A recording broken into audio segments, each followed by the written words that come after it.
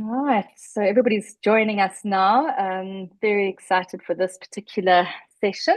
So we'll just wait until all our mums are on board. We have got, Kath and Emily, we have got a lot of people on tonight. We had over 700 people sign up for tonight, which for me is incredible because breastfeeding is often people think is a niche topic, and it clearly is not a niche topic. This is a topic that people are very hungry for. So I'm super excited about this evening. And Emily, I'm quite sure that you were a definite draw card too. Most of us watch you online. So we are very excited to have you here. Mums, we're going to give, it's so awesome. We're going to give you all a couple of more moments just to join us, just to make sure everybody's on tonight. And we don't start without anyone. So we're going to give it another minute or so, and then we're going to get started.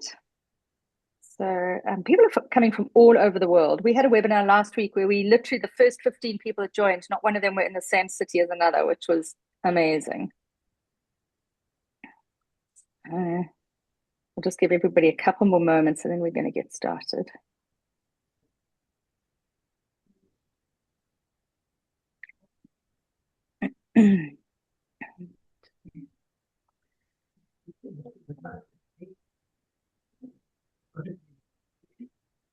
Brilliant. Okay, so I think we're going to get started, everybody. I think we have got the bulk of everyone coming on. Moms, it is absolutely awesome, and dads, and just everybody who's joined us tonight. It is amazing to have you here. I'm going to pop up a little poll that you guys can fill in. So just go for it. You'll see the poll down below.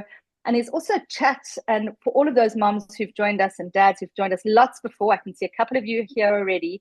You can just pop into the chat where you're from, and a little bit about you and your demographic. How old is your little one? I see we've got Annabelle from Knysna, Zahira from Cape Town, Leo also from beautiful Cape Town. Lovely to have you here. And we've also got guests who are coming in from the world as well. So we'll be talking about who are our presenters here tonight. It is just very exciting to have everybody join us. So I'm just quickly just going to move back across here and make sure that I can see. There we go.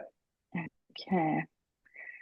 Right. Okay. So we're going to get started. We have got most people coming on, which is incredible. So let's get going. And tonight's amazing topic is more than milk. It's all around breastfeeding and the challenges, but also the wins that come with breastfeeding your little ones.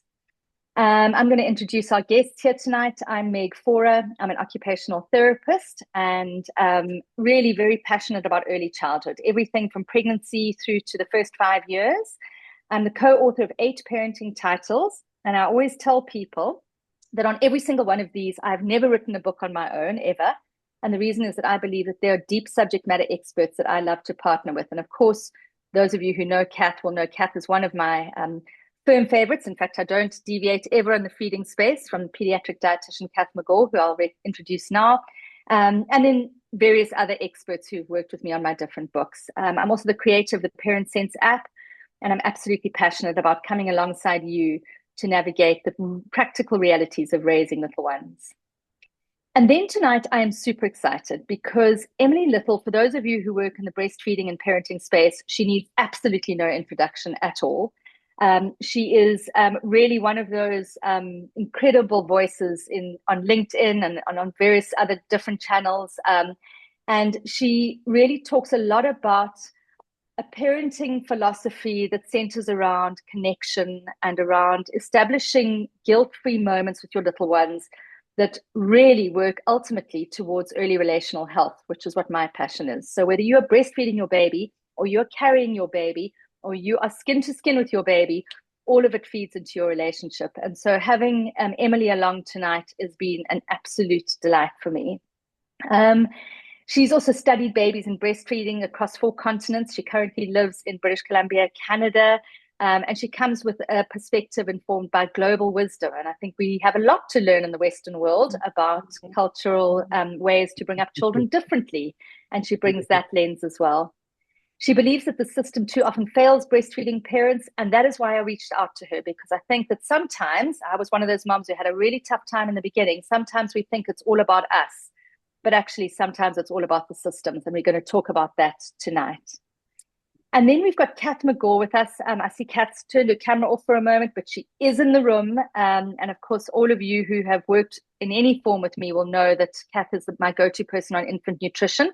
And that's because infant nutrition is one of the more thorny subject matters when it comes to early parenting. And so you need somebody who's very deeply immersed in the science, who can really help us to inform everything around maternal nutrition during breastfeeding, gut health, infant feeding, and so forth. And she is very passionate about helping breastfeeding moms eat well, even when life is overwhelming, and therefore establish breastfeeding well. So Kath, a huge welcome to you today as well. Kath, I'm just checking in that you are there. Kath is having a little bit of drama with her line, and that is a problem because this is not a subject matter that I am going to speak on. So let's just see if Kath's able to rejoin us. Kath, are you able to rejoin us at the moment? I'm just going to get my phone and just see what is happening with Kath. So let's see where she is. I can see her screen there, but she seems to be in dark. So while we're waiting for Kath to rejoin us, I am going to, are you there, Kath? I can see your line is coming on and off. Okay, I'm going to just move on then. Hopefully she will be able to sort it out. And while we wait for her, I'm going to tell you a little bit about who's in the audience, because I'm sure this will be super interesting for Emily as well. So the first question was, where are you on your feeding journey? And 59% of you, that is the majority of you, are pregnant and getting ready. And that just makes my heart extremely happy, and Emily as well, because one of the things we know is that if you have early preparation for breastfeeding, your rates of success and your ability to actually feed your little one just go through the roof. So that is amazing. And 37% of you are feeding your baby, which is just amazing. How old is your baby? So again, 60% are pregnant. So this is really, really a very warm audience, and we're just delighted to be able to be speaking to you. Oh, there you go, Kath, you've come back. I'm delighted. I'm just going to bring you into a immersive view. So you're back in the panel. Let me try that again. Sorry, that we don't normally have glitches like this. So Emily, you are going to have to bear with us while we just sort this out. All to be expected. It definitely does Technology. happen. Yeah, technology, it certainly happens. All right, there we go. All right, so moving on to what is your biggest challenge? And so 54% of you are not sure what to expect. But of the rest, the biggest concern is milk supply. And that just often really is like that is the weak point where we feel like we're not able to continue breastfeeding because of milk supply. And we're definitely going to be talking about that today. How confident do you feel about your baby's nutrition through feeding? I have no idea, because that's why I'm here. I love it. Love some honesty. And then which topics are you hoping to learn most about tonight? 44% says latch supply and practical support. And then 23 said how to know if my baby's getting enough. So that is really amazing. And then have you heard of the Parent Sense app? 70% of you use it already, which makes me very happy, obviously, because we are absolutely here to support you all. So with that out of the way, we are going to move on, and we're going to talk a little bit about breastfeeding and the journey so far. And so I asked the question of myself and our two incredible speakers, what is the one thing that we hope that you will leave with today? And I'm going to pass over to you first, Emily, because it talks about the long term. So what do you want people to leave with today? Yeah, well, first of all, it's great to be with everyone. I love seeing the global audience, and I love seeing that people are here that are pregnant and with littles. Just we are here in solidarity with you. So thanks for being here. I think for me, the biggest thing, the biggest kind of myth that I want us all to collectively dismantle is that. Complicated problems require complicated solutions. Really, when we get back to what breastfeeding is all about, it's about very simple things. It's about physical closeness. It's about skin to skin contact. It's about, pausing and having those moments with your baby. And it sounds hard when you're in the thick of it, in the thick of the challenges, but, I know for myself going into it, I went into breastfeeding knowing it was going to be challenging because it is challenging. And I used simple things like skin to skin contact as my default. I mean, I had no shirt on probably for the first year postpartum, and my baby was on my body constantly.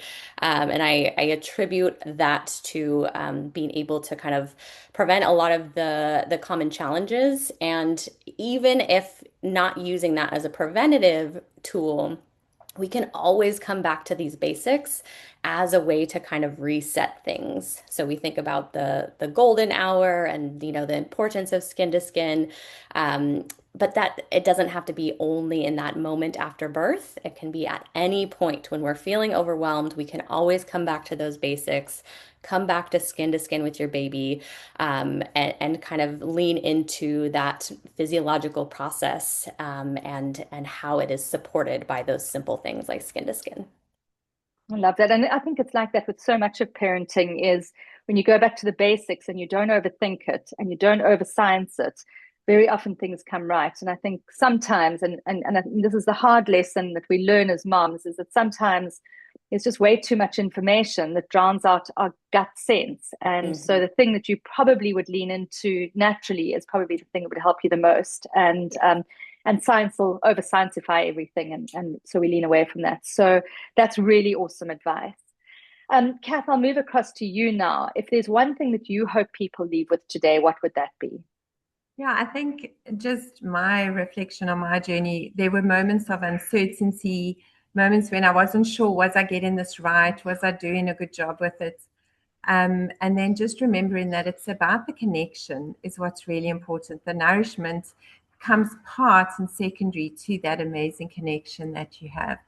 And so I think if there's one thing I can leave with moms is there's going to be moments where you're not sure you're doing this right, feels messy, feels all over the place, but just keep remembering that you have the opportunity to connect, and through that, you get to nourish your baby. It's not going to be perfect, but it's going to be beautiful as a messy journey that you go on. And again, just a lot of parenting life wisdom there as well. Parenting is messy, it's not going to be perfect, and leaning into that imperfection is where we'll find the magic. And then for me, it was very much around that my wish for you tonight, mums, is and dads is, and of course, dads, by the way, very important. There is like deep research that shows when dads are invested as well and support through the breastfeeding journey, it changes the whole journey materially. So if you're here as a dad tonight, and I do reference mums, I want you to know that you're fully in the picture. And the one thing that I hope that you leave with today, mums and dads, is the confidence and calm to actually embrace that journey. Because I think where things go wrong, and we see this all the time, and I'm testament to it as well, is, and where breastfeeding becomes a battle that people really resent, is when they have lost their confidence and their calm around it. And so for me, it was if you can leave today knowing that actually you can lean into these wisdoms and there's a little bit of sense that you can lean into, and you therefore have a more calm and confident journey, that would be my job done tonight. And so that's my wish for you tonight. And that's what we're going to be unpacking. We're going to be having a look at all of this. We will answer your questions. I know, particularly with the number of people that are in here tonight, I'll make sure that I'm writing down the questions on my piece of paper so that I can come back to Emily and Kath towards the end. I'm going to try and leave 10 minutes at the end for questions. Possibly won't get to them all, but do ask them in the chat as well. So with that in mind, Emily, I want to swing around to you. And I think this was, for me, an absolute shock. My firstborn, I was an A-type mom. I was going to get this all right. And breastfeeding was at the top of my list because I had heard that breast is best and therefore I needed to get this right. And what was an absolute shock to me, and I think is sometimes a shock to new moms, is that it actually isn't always that easy. And I think one of the things I'd like to start off with and asking you tonight, which is also, you wrote a blog on this that really, really caught me.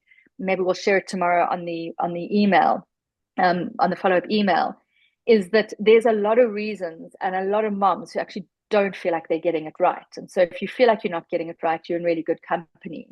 So could you paint the honest picture of what a difficult start to breastfeeding can actually look like?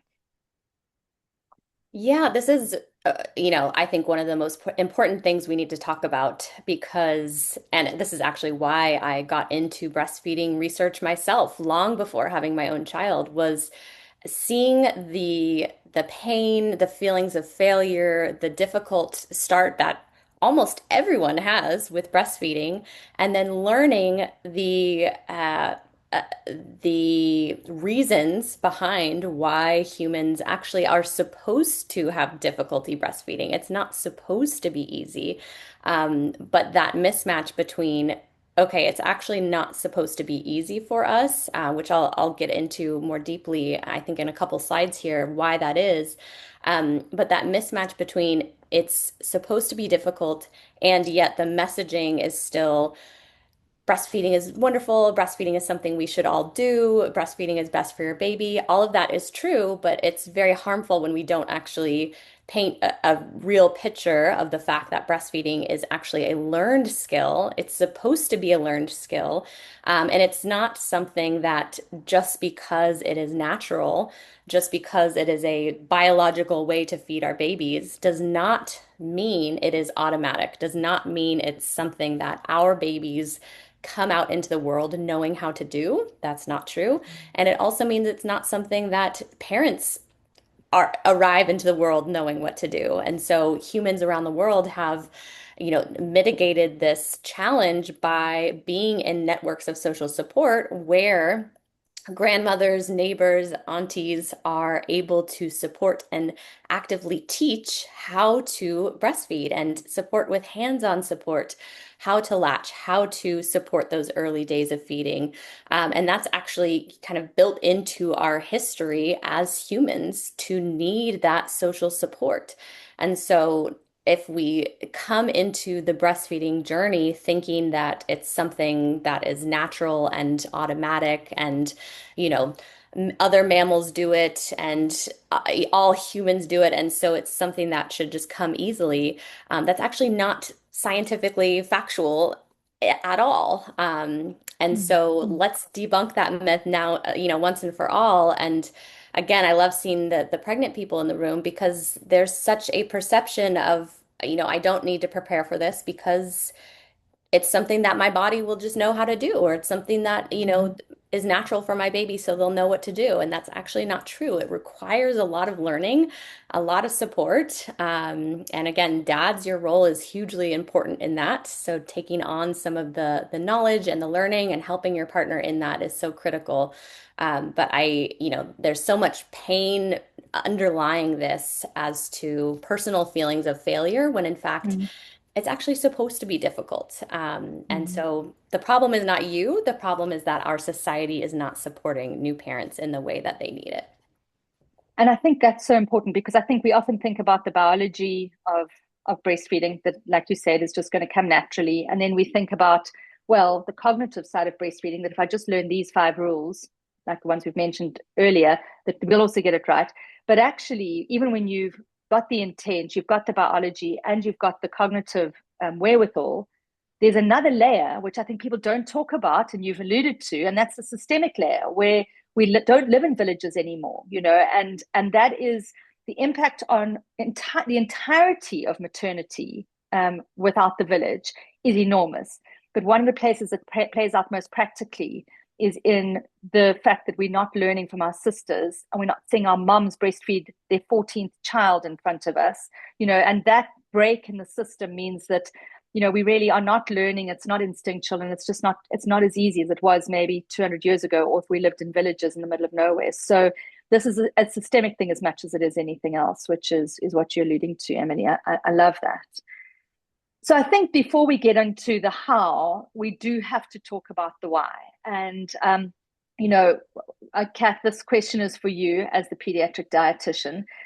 Breast milk is a vital elixir for the developing baby, and particularly so for our prem babies. Kath works in the neonatal ICU at Christian Barnard Hospital. She works a lot as a lactation consultant and pediatric dietitian with moms who are establishing breastfeeding. And Kath, you've recently been to 𝗺𝗿𝗃 in Europe and learned a lot around the gut microbiome and the immune system and the emerging gut-brain axis. And I think that is something that I would really like you to talk about, the importance of breastfeeding and breast milk, let's say breast milk, primarily now when we're talking about nutrition and what it does to the gut microbiome, the immune system, and the emerging gut-brain axis. And I'm hoping that Kath is here because I can see her picture is gone. Kath, are you able to answer that for us? Oh my goodness, Kath's Wi-Fi is playing up tonight. And that is not something that I am going to go into introducing. Emily, I'm going to lean in on you. Is this something that falls within your area of expertise as well? It's not my primary expertise is on kind of the psychology and culture of the relationship, but I think what we do know of the latest science of human milk is that it is, I think one of the most exciting things for me is that it is so time sensitive and so personalized to the baby. And I see Kath is here, so I will pass it back to Kath. I'm You so there, sorry. Kath? Yeah, it's just one of those days. So No, go for it. I think basically what we are understanding more and more around breast milk is that it's so much more powerful than what we ever thought it could be. I think what I want to say at the offset and the encouragement is that even a small amount of breast milk still holds such value. So even if you aren't able to breastfeed exclusively, which would be amazing, even if you're able to breastfeed 50%, you are still giving your baby such an amazing food and such an opportunity to set up their gut. And we know that there's so much going on in research around the gut, the immune system, the gut and the brain, which we'll talk a bit more about later. And this starts right at the beginning. It starts ideally when the baby is being born, and if you can have a vaginal delivery, that would be amazing. But what is also so amazing is there's lots of opportunities in the journey with your baby where you get to help establish this healthy gut-brain connection, this healthy immune system in the gut. And breast milk is one of those amazing means and mechanisms by which you can do it. And that is why we are so passionate about breast milk, because nature is really clever. And what I found fascinating is just as we study breast milk, how we understand that breast milk has its own microbiome. So we talk about our gut microbiome, but breast milk alone has a whole ecosystem on its own. And it's so cleverly designed that not only is it the actual food for the good bacteria, but it also gives you the good bacteria. And then the food and the good bacteria actually produce the digestive enzymes to break down the nutrients that your baby needs. So it's like everything is organized and everything is there and everything is accessible to your baby in this amazing substance called breast milk that we are so passionate about. It's quite incredible. And, I mean, for those of you mums who are very interested in the gut microbiome, one of the things that fascinated me, Kath and I attended a conference on breastfeeding in Paris a few years ago, where the science was just coming out around oligosaccharides. And mums, these are things that are unique to breast milk. Kath, I don't think formula's ever quite been able to replicate it since, although I'm sure they're trying. And these oligosaccharides are the food on which the good bacteria lives, or the bacteria in the baby's gut lives. And I mean, that just changes your microbiome right from the get-go. It is just so perfectly set up for health, for the gut microbiome. Absolutely. And I think what's so fascinating about these human milk oligosaccharides is the carbohydrate, the food. It's indigestible by the baby. So the baby itself can't use it, can't digest it, doesn't give the baby energy. But what it does, it's entirely there to feed the healthy bacteria in the baby's gut. And I think that also should give us a bit of an indication and a clue. And I always say we need to look at breast milk for some clues of what we wanting to create in feed-in spaces down the line. And one of them is this focus on the actual good bacteria and feeding the gut microbiome of the baby. So if it's so important that breast milk is focused on that, it's something we want to continue to be aware of as our baby grows and as the baby grows into a little toddler and a child. We want to keep remembering that that is nature's intention for a healthy gut and a healthy immune system. Absolutely. And I see on your side, you've mentioned something around cesarean section. I think it's worth a quick dip in. Emily may not be aware that we have a very high cesarean section rate in South Africa. between 75 and 85% of babies are delivered by C-section Private. in the private sector. And those babies don't have the same opportunities necessarily to colonize their gut as a vaginal delivery, which is that's just a fact of life. And the beauty, the incredible beauty of breast milk is that can then help to readjust that as well, Kath. Absolutely. And a baby who's born via C-section, their gut looks more like an older child's gut than what a baby's gut. But the minute you add breast milk into the mix, it starts to resemble that newborn gut again. So it's such a wonderful opportunity to help populate that gut and recorrect that process, because for a lot of moms, C-section isn't an opportunity, it's something that happened. They didn't have a choice in out of their control. And also often it's life-saving and important and necessary. And then you've got that opportunity to assist with the breast milk in that process. So I think that is the dynamicness and we call it biologically active. It's constantly changing, constantly evolving.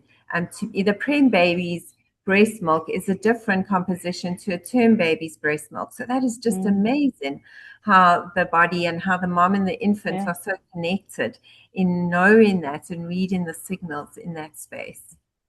Absolutely. So if that's the only side we're going to do on how important it is, because there's so much else coming tonight, but I think it is enough. I think we really have, Kath, thank you. You've shown us exactly how important it is.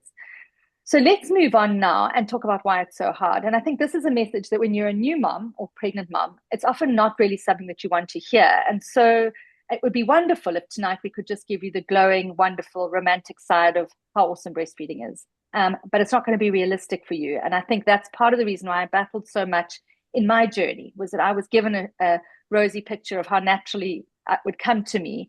And then when it didn't, I was shocked. So let's go through a little bit around why it's hard and why it is that we understand that we can actually get it right. So I'm going to start with you, Emily, and I'm going to talk a little bit around, there we go. We're going to talk a little bit around why breastfeeding is not simply nutrition, but it's actually part of the developmental environment. What else is happening between a mum and a baby during feeding that we often overlook? Yeah, I mean, I started talking about how challenging it is, and I think what I want to make clear to everyone is that we have uniquely dependent babies, and we think of that sometimes as, a negative thing, and especially with breastfeeding, it actually makes things very challenging. But when we think of the actual rationale behind that, it makes a lot of sense. So the majority of infant brain development actually happens outside of the womb in comparison with other mammals, other primates. And so we birth our babies and they are still entirely dependent on caregivers for survival.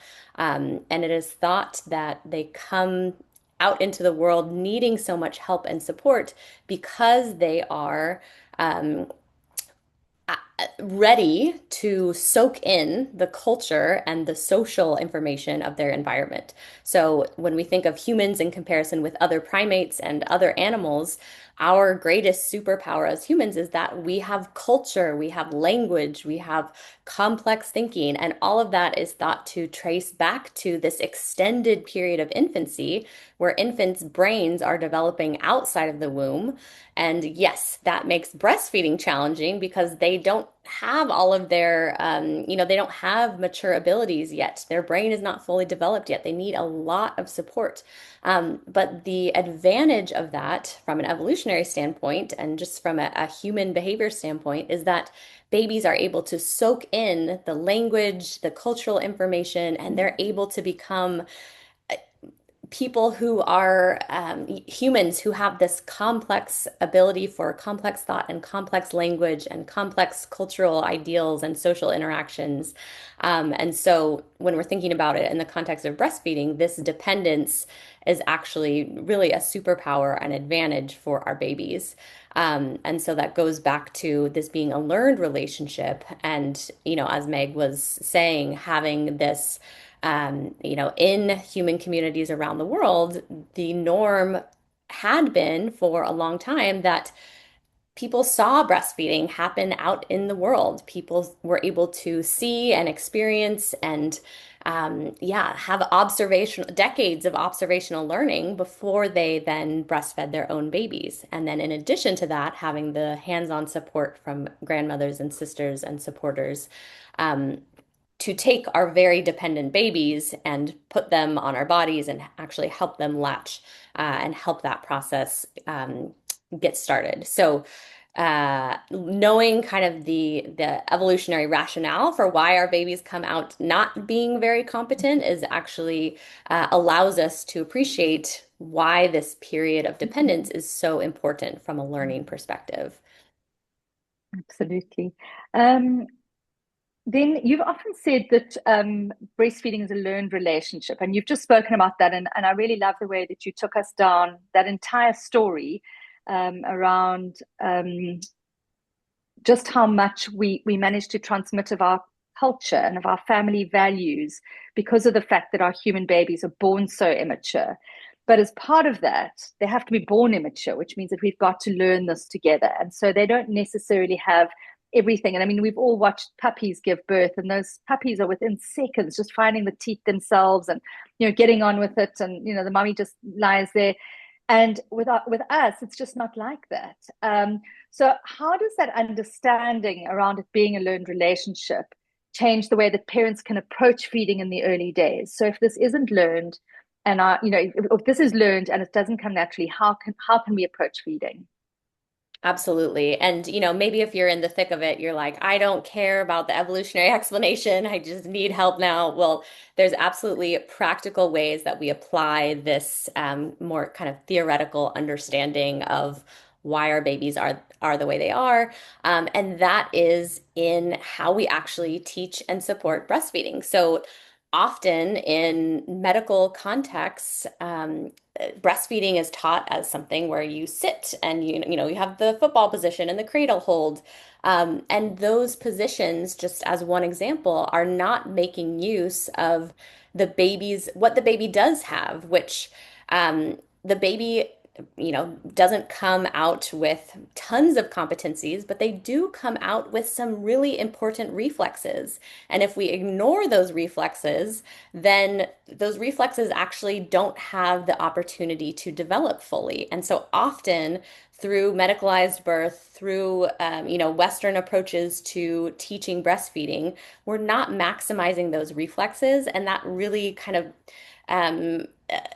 can set babies back with how they're able to learn this process. So instead, we want to maximize babies' reflexes, let babies' instincts lead this process. And the way we do that, one is through laid back breastfeeding. So actually laying back in a reclined position, having baby on your chest, and letting them use gravity to find the nipple and to start latching. This is one kind of snippet of an example of what the breast crawl looks like. So some of you may be familiar with, in some vaginal births, unmedicated vaginal births, babies may be placed low on the abdomen and then actually crawl up the parent's chest to reach the nipple height. They're guided by scent. They're guided by these reflexes to actually do a crawling motion even at birth.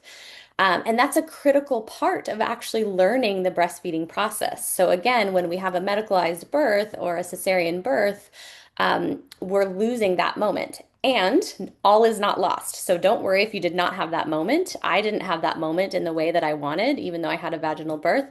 What we can do instead is every moment after that is still an opportunity to allow the baby to practice the breast crawl and to allow the baby to lean into those instincts that the baby has. And that actually supports their ability to learn the breastfeeding process. So we have this, again, like this medicalized, institutionalized need to like speed up the breastfeeding process. And I'm going to take the baby and latch them to the breast. And we're not going to give them this long time to root around and, very slowly and very, not in a very mature way, look for the nipple, smell the nipple, use their mouth to root around and find the nipple. We don't often have the patience for that in a medicalized setting, or even afterwards in a home setting. But if we allow ourselves to have that patience to give the baby that opportunity through laid back breastfeeding, we can practice breast crawling anytime in the postpartum period. And it really, really helps babies develop those skills, and also maximize the abilities that they do have, which is using gravity, using scent to find the nipple and latch on, using their arms and their hands, not putting mittens or covers on their hands, allowing them to be naked and skin to skin, and they use their hands to massage and help find the nipple. These are things that are, absolutely support the baby's learning process. And, this may sound very like, okay, that's really lovely and cute and all of that, but it's actually an evidence-based intervention. There's a randomized control trial that I love to cite that was at 3 months postpartum, and babies that were having challenges with latching, any challenges with breastfeeding were put into this randomized intervention, and very simply had the intervention of skin to skin with their parent. And that skin to skin helped resolve more quickly the breastfeeding challenges, the latching challenges, even 3 months postpartum. So if you had a cesarean birth, if your baby was in the NICU, if these things happened that maybe you weren't planning for, all is not lost. The moment is not lost. You can always go back to skin to skin. You can always go back to laid back breastfeeding, working with your baby on the breast crawl, giving them that opportunity. And then again, being conscious of the fact that laying in bed with your skin off or your shirt off it's a privilege, and it's something that not everyone has access to, 3-6 months postpartum. And so using baby carrying as a way to get that contact, even without direct skin to skin contact, is a way that, again, we can maximize babies' instincts for holding onto their caregiver, for having frequent access to the breast, and being able to co-regulate with that physical contact as part of the breastfeeding process. Love that. Lots of really amazing little nuggets there, moms. And certainly the baby wearing is something that I'm a big advocate of, and I think it makes a big difference. Just having your baby near you, you get to learn their signals much more. They get to see your face and so I think staying close is amazing. Kath, we're going to go on to question number 6, there being so much conflicting advice about what parents should eat. And actually, Kath, there's a lot of questions tonight in the audience around this exactly. A lot of moms actually saying that they're utterly exhausted, they're completely spent, they feel like they've got nothing left to give. And is it the breastfeeding that's doing that? And so I think let's talk about the diet that parents should eat. And certainly, for me, I was given the most terrible advice around an elimination diet of absolutely everything because my baby was fussy, and ended up, I think I had like 3 things left on the plate that I could eat. And I think moms often get this incredibly conflicting advice around the diet that they should be eating. So could you help us with what actually matters for milk supply and for the quality of milk, and what is actually just noise? Kath, I'm hoping that you are there. I am here. I just have no idea why it won't let my video go on. Sorry. There we go. No problem. So yeah, I think there's no one magic food that is going to necessarily make you have lots of milk. I think the most important thing is your baby drinking from you, and the more your baby drinks from you, the more milk you're going to produce. So it's that skin to skin Emily was talking about. It's that latch and it's that connection that's going to be the most helpful in encouraging milk production. Your nutrition is important. You need to nourish yourself. You've just given birth. You need to make sure you're drinking enough. You're making milk, it's liquid. You need to drink enough liquid to replace that. So it's really simple things. It's eating a good balanced diet. It's not restricting yourself. I always say to moms, rather look at what you must include versus what you mustn't have. There's no evidence in research to show that not eating broccoli or not eating cauliflower is going to help your baby with its gas and its little wins, and that has got a lot to do with the baby just figuring out their digestive system and working that out. So you restricting yourself is definitely not going to help your baby or your own milk production. You need to make sure that you are eating protein, but you don't have to go and now bodybuild and eat massive amounts of protein. You just need to eat adequate amounts of protein. A very important principle is making sure you're eating continuously throughout the day. I always explain that if you're in a factory and you're producing something, you've got to make sure there's constant raw materials going through to make sure that your end product is what it needs to be. And that is really what you want to be doing. You're the milk, you're producing milk, you're supplying milk to your baby. You want to make sure that there's enough food going in there. So there's a lot of noise about don't eat this, don't eat that.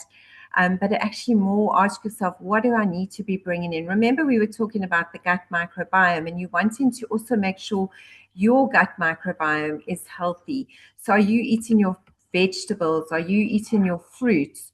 Are you eating the healthy grains? Those are really, really important.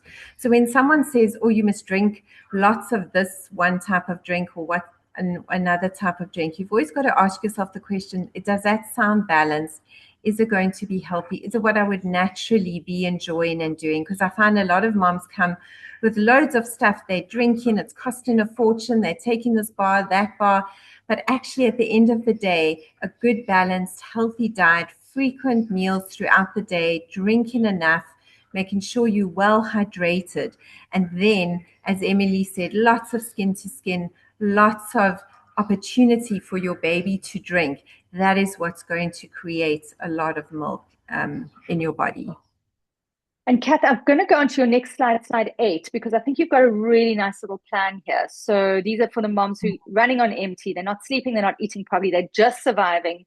What is the minimal viable nutrition plan? Yeah, so I would say, again, frequent meals, so every 3 to 4 hours. Try and make sure you've got regular snacks available. I talk about a feed-in station, and this is where dads can really come to the party, and the extended family and that village can help and offer stuff for these feed-in stations. You can have like nuts and biltong and some fruits and, you know, little things that you enjoy that you can just grab on the go. Make sure that you are getting your protein throughout the day and that you don't forget about it, because sometimes protein feels like a lot of work. How do you find to cook it and that? Make sure you're hydrating, and simply water, good old H2O is really adequate. Make sure that there's access. If you like your water cold, you like a bit of lemon in it, whatever helps you to drink more water. Make sure it's easy and accessible. That's very important. So for those of you that have been telling us you're still pregnant, if you've got an opportunity and you're cooking a supper, make an extra one and just freeze it. Make double the amount and freeze it so that on those days when you're breastfeeding, you need to just pull a meal, you can just have an accessible meal. And then don't be shy when people say, can I bring you a meal? Say, yes, please, me, bring. And let people bring that. I spoke to a mom today and they've got like a feed-in, like a group, and what they do, each family make one meal for one night, but they make enough for like 4 families. And wow. So this has been she said, such a game changer in her journey with her second child and breastfeeding her second child, because she knows that they're only responsible for one meal in the whole week, but the rest of the week her family gets well fed. So and that goes back to Emily's story of her village, and I really like that. And I think this is what breastfeeding encourages. So I really think we need to remember that you need to be fed because you are feeding your baby. So for partners listening, for people wanting to help, those are practical ways that people can really assist and help by feeding you. Yeah, amazing, Kath. I'm going to pop up in a question now. One of the moms asked, when does one stop taking your prenatals post-birth, and can those prenatal vitamins actually help with milk production? Oh, thank you for that question. Brilliant. You need to keep taking your prenatals. They're almost more important in your 4th trimester than actually in your pregnancy to a degree. And often it's like the baby's born and we forget about our prenatals. You need it to replenish the stores from the pregnancy and the birth. And you need it because now you're producing this milk and feeding this baby, and you want to make sure that you've got sufficient nutrients to replenish what you are giving your baby. Your body's quite clever. So it's got this recipe for breast milk, and it will draw on everything from your body to make sure that breast milk recipe is satisfied. So you are the one that ends up suffering if you're not taking in enough and you're not replenishing some of your nutrients. And so I really would encourage you to continue I normally say take your prenatal for as long as you're breastfeeding, and then if you have stopped breastfeeding, take it for another 9 months thereafter, and that's for you. So it really is a good question. That's great, Kath. All right, these are really skipping around. I'm not too sure what's going on with our slides. We are having a technical issue tonight. Kath, I want to just turn this one back to you around latch, because it's something that a lot of people have asked about tonight, and that is, how does a mom know if they have a good latch, and is a painful breastfeed a sign that something's not going right with the latch? So yeah, there's a few signs that something's not right with the latch. Firstly, if it's painful, it will be sensitive in the beginning. It's going to feel uncomfortable. Your nipples aren't used to someone sucking at them. So that's all normal. But when it starts to really be very painful and a lot of pulling, then you need to look at, how is your baby latching? Are they just nipple feeding, or are they breastfeeding? Have they got the whole areola, which is the outside around your nipple, in their mouth as well? And that is really, really important. So it's important that when your baby is coming towards you to latch, your baby's whole mouth is able to fill the areola. And so there's different ways that you can do that and position it. If you think of your breast like this, and this is your nipple, it's helpful sometimes to hold with your one hand, where you make the cup like a C or a U, and you can actually then you just hold your breast like that, and then with your other hand you'll put your baby's head towards your breast. Whether they line or whether you line on your side, it doesn't matter, because your cup or your C will just move according to their head. And what that allows you to do is, instead, if you go too high up to your areola, you cover it. But if you go down under your breast, then you actually help your baby to latch onto the areola. And then what your baby does is it pulls the nipple into their mouth, almost into close to the back of their throat, and that allows the milk to go down, and it forces the back to open, and that's actually protecting your baby. So it opens, it closes, it opens, it closes, and your baby then can't choke. So it's actually, your baby then gets that nipple deep into their mouth, right to the back of their mouth and their palate, and that allows them. So what you want to do, you want to cup your breast.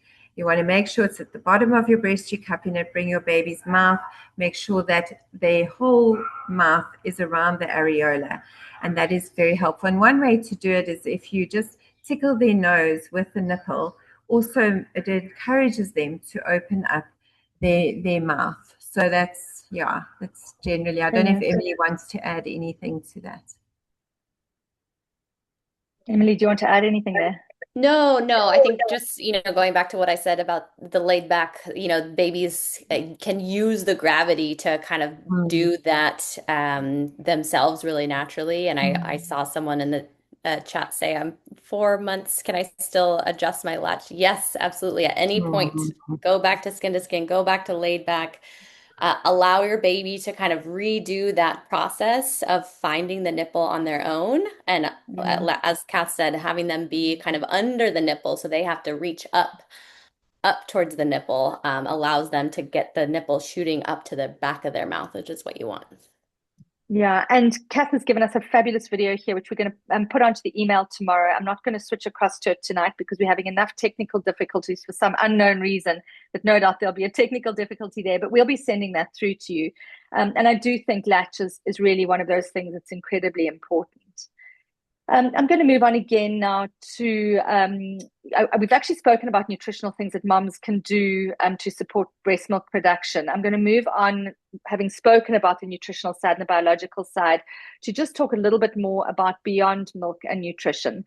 And Emily, this one is for you. What are some of the more practical ways that parents can make breastfeeding feel easier, more sustainable, and more enjoyable in everyday life? Oh, we have a little person who's come to join us. I love it. Hi, everyone. This is Xylo. Can you say hi, Xylo? Hi. Hi, darling. Were you coming for some? Were you coming for some milk? Can you say that? Milk, please. Milk, please.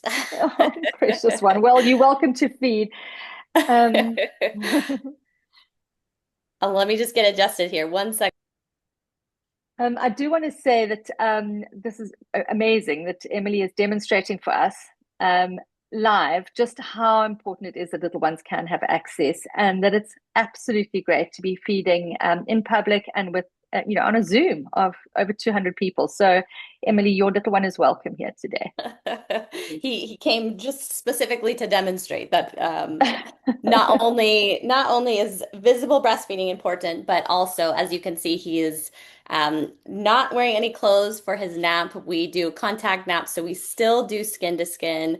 I'm not going to take off my shirt right here, right now for all of you, but this is something we still go back to, which is very soothing for him, and it's allowing us to continue this process. So it's not something, again, that we just reserve for the golden hour or even the first few weeks. It's something that continues the benefits for, long after. This is our state as humans, to be able to be in this contact. And so it's really important at many ages and stages. But yes, let me get to our question Well, here. it's actually perfect that he's come in, because the question is around what are the more practical ways to make breastfeeding easier? And I think this is really part of it. So you can take us through that. Absolutely. Yeah. So one of the things I like to talk about a lot is rethinking the rethinking the baby registry. Rethinking the baby registry, and rather than thinking of all the things that we need and all the toys and entertainment that baby needs, really getting back to these basics of proximity, being in closeness with your baby. So a tool, using a baby carrier to achieve that is something that can be a huge benefit. But also, a lot of the challenge of breastfeeding comes from the investment of it. It's a massive amount of time. It's a massive amount of energy, as people in the audience know. And so if you are stuck to the couch, as we often teach, put the cap on, as we often teach parents to be feeding sitting down, sitting up, sitting down. So let's put the cap on. Can you hold this one instead? Can you hold this one instead? No. Being able to practice breastfeeding in a way that allows you to not be stuck only at home and not be stuck only on the couch is a huge way to support your own freedom and your own identity, and your own mental health. If you are not someone who wants to only be stuck at home on the couch all day, that's what can lead to isolation and can lead to, feeling this immense burden of breastfeeding, of this is all I do all day. Because in reality, babies should feed more often than, just once every 2 to 3 hours. Feeding frequently is very common, is not a sign that something's wrong. And so having a baby that wants constant access to the breast is perfectly normal, is perfectly in line with biology. The problem is, having then a parent who has to do that all day long and can't do anything else. We don't wish that on any parent, because that's not fair to the parent. And so the way to kind of match these two things that have become mismatched is to use tools like baby carrying to bring babies with us, to breastfeed on the go in a way that supports you still being able to go out into the world, go outdoors, socialize with friends, do adult things that are important for you while still meeting your baby's need for breastfeeding and really frequent access to the breast. Brilliant. So what I'm going to do now is there've just been so many incredible questions that have come through, and I'm going to deviate a little bit from our script because I think it's important that these questions are dealt with. Kath, I'm going to direct this one to you. There are moms who have concerns around babies being offered top-up bottles or formula bottles in hospitals. And could you talk a little bit about that? There will be moms who will where that may happen in the labor ward after their baby's born, and will be times when that is the correct recommendation from the pediatric dietitian or the nurse. But could you give us some guidelines for people to follow?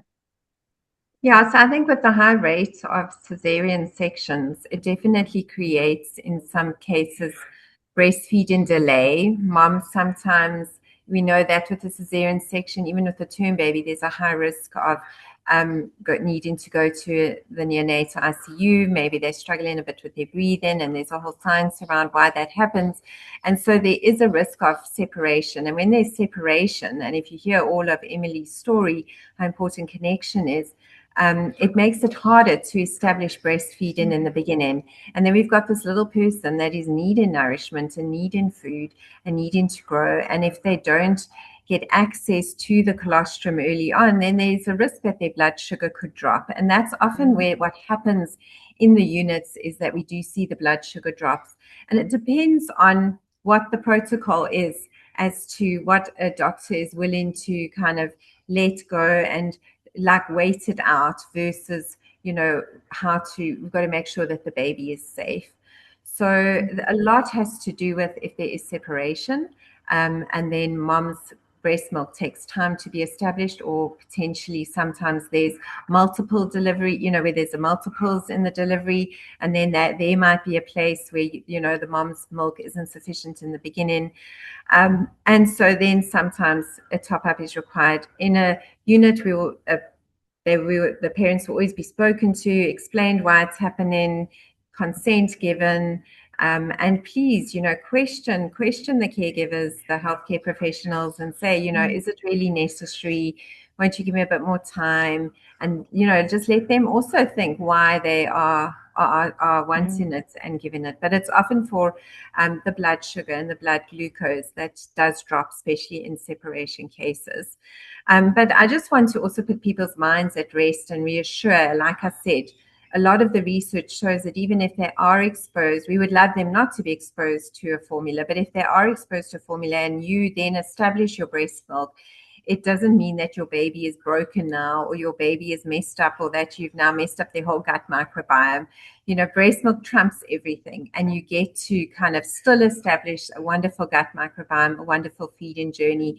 And that is very important. And for some cases where it's absolutely necessary, it does sometimes give you the chance to just establish your breast milk supply without a lot of pressure if you have had a difficult delivery or your baby has been separated from you for a while for medical reasons.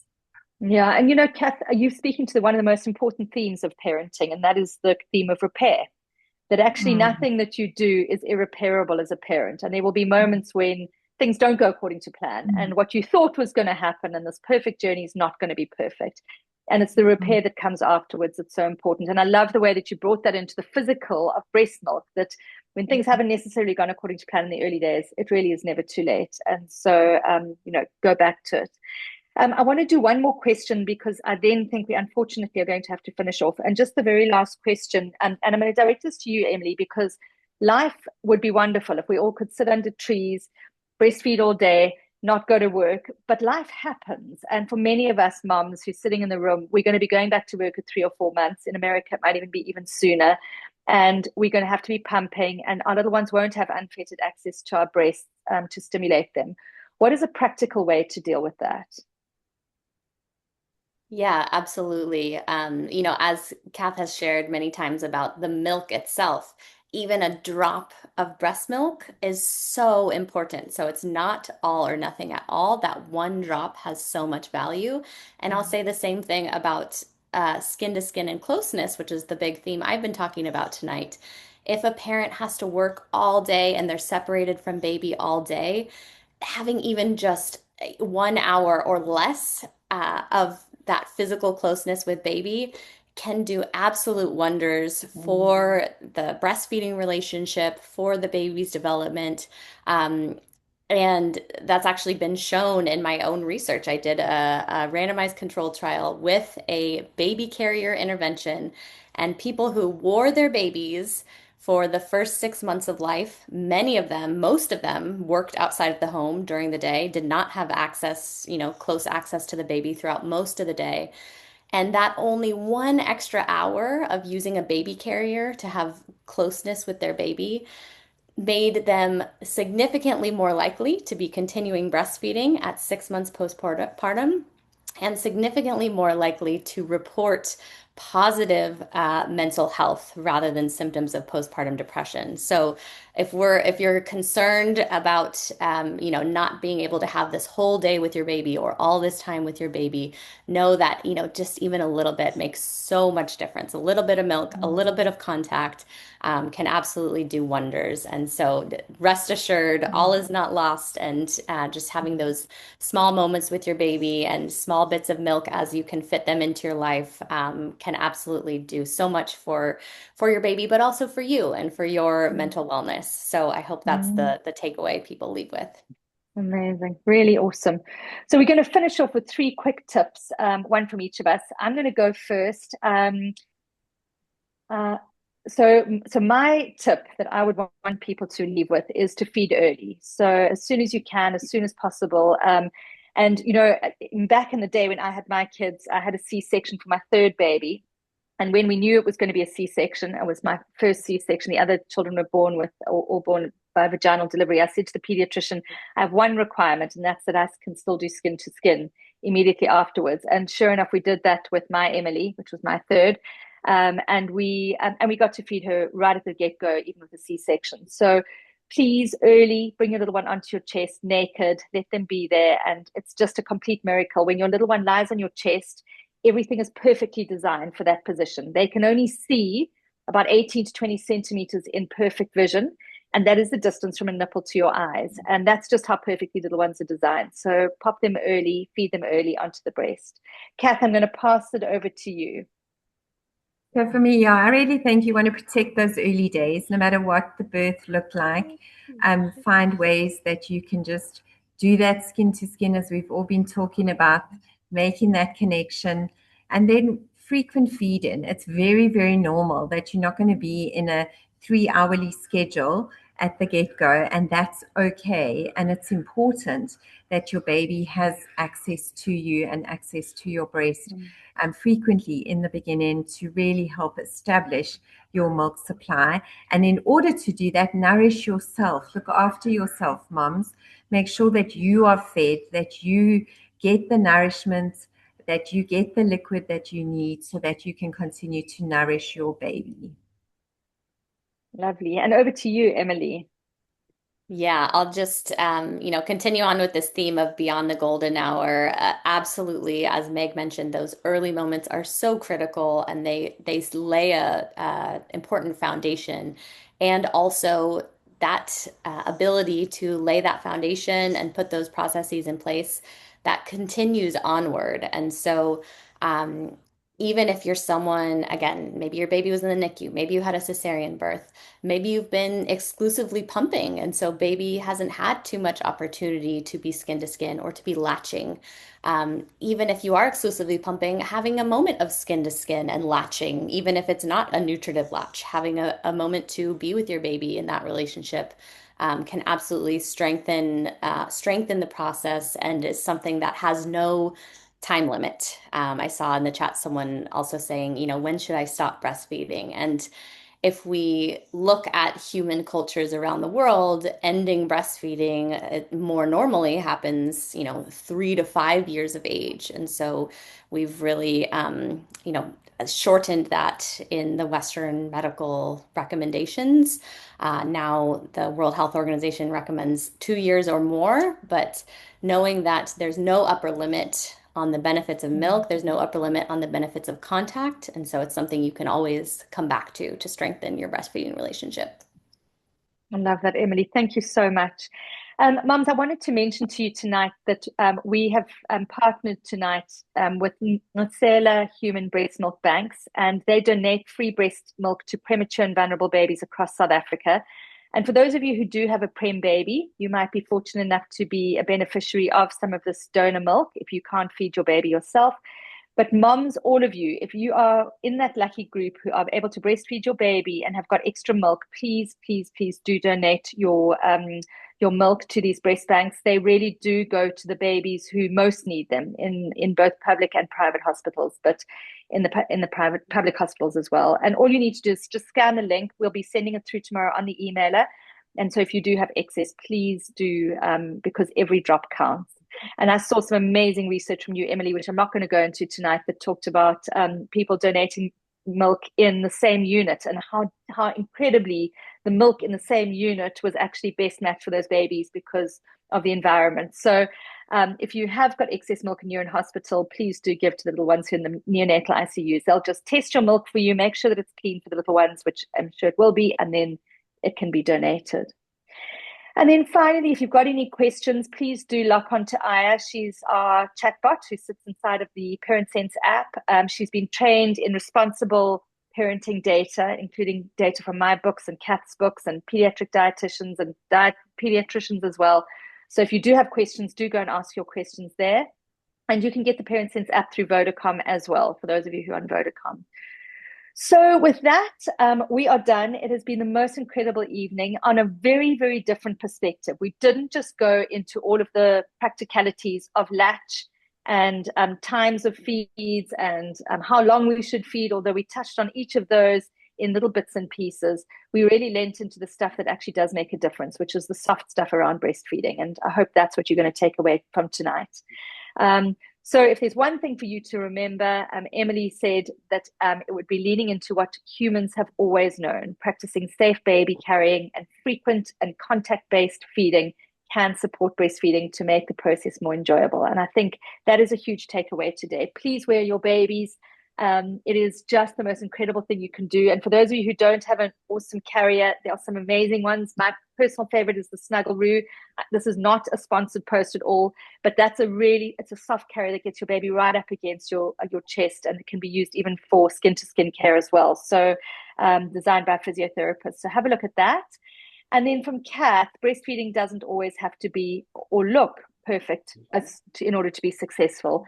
Learn your baby, trust the biology, nourish yourself, and surround yourself with people who protect your confidence rather than undermine it. And I think that is an incredible lesson, Kath. Thank you so much. And so with that, we have gone over time, but I want to thank both Emily and Kath for being here tonight and for sharing your incredible wisdom. Thank you so much, both of you. Thank you. Thanks, everyone. Thanks for having us. Thank you. Excellent. Thank you, and good night. Night.